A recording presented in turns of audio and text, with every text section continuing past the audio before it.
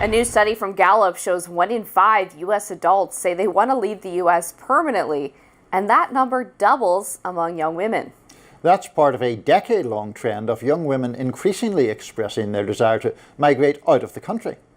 Check out these numbers. About 40% of US women between ages of 15 and 44 say they would like to permanently move to another country. Down 4 points from the all-time high last year, but quadrupled since 2014. Compare that to men of the same age, where only 19% say that they want to permanently leave.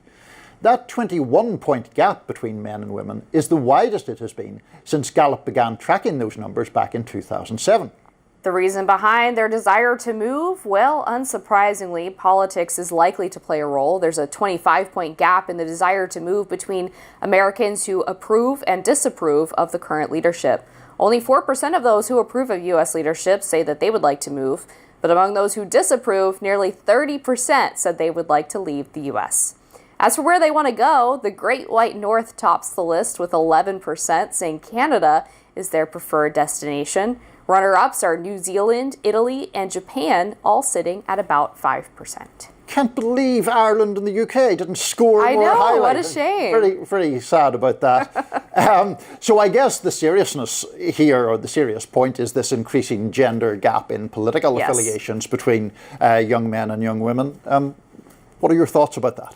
Yeah, well, I was going to make the same point. I mean, we increasingly see among Gen Z and Gen Alpha that young women are increasingly very liberal and young men are becoming more conservative. Mm-hmm. And this is also coupled with the fact that people are not getting married, they're not dating, they're not having relations, we could say. Very euphemistic yes, for morning tea, right? Exactly. And we also have what many people have described as a birth crisis, so a fertility crisis, rather. So I'm very concerned about what this means for the future of the country, really. I mean, from a political division standpoint, from a standpoint of people starting families and having kids, I don't know how this gets rectified. I really don't. Right. Well, it's interesting to me because obviously, you know, I often have been asked about or talked about the fact that young men seem increasingly conservative, as you just noted, and there's all sorts of theories around that in terms of the sort of social media ecosystem, or young men feeling alienated or isolated or marginalized in society, or maybe feeling that certain liberal mores disadvantage them in some ways. As a conservative woman, to what do you ascribe the liberal movement of women? Yeah, so I have a theory about this. Okay. I'm curious what you're going to think about it. So, and other people have said this, I'm not the only one. Helen Andrews sort of broke down a part of it, which is on the men front, which is the idea that institutions have become increasingly feminized, which has left men feeling scapegoated and alienated, and so they kind of react to that by embracing more right-wing views. On the female side, Allie Beth Stuckey wrote a really great book about toxic empathy, she calls it, and it's sort of this phenomenon where when you are married, and this is a really important point because we see that the real political gap among women is between married women and unmarried women. I think when you get married, you tend to prioritize your immediate family, right? Your kids, your husband, all the people around you.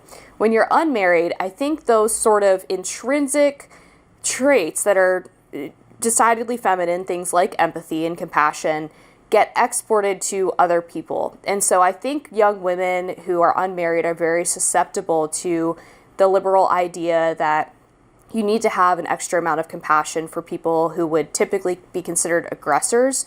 So things like criminals or illegal aliens. And so I think that's why they're more open to the idea of, you know, open borders, criminal justice reform, things of that nature, because it's viewed as being empathetic or compassionate.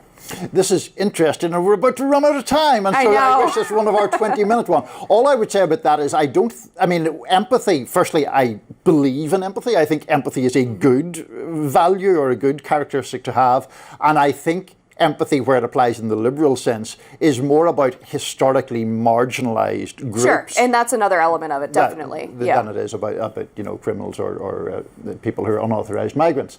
Anyway, up next, the debate over H-1B visas continues, and new data suggests that the Trump administration is bringing in more foreign workers than ever. Stick around for that.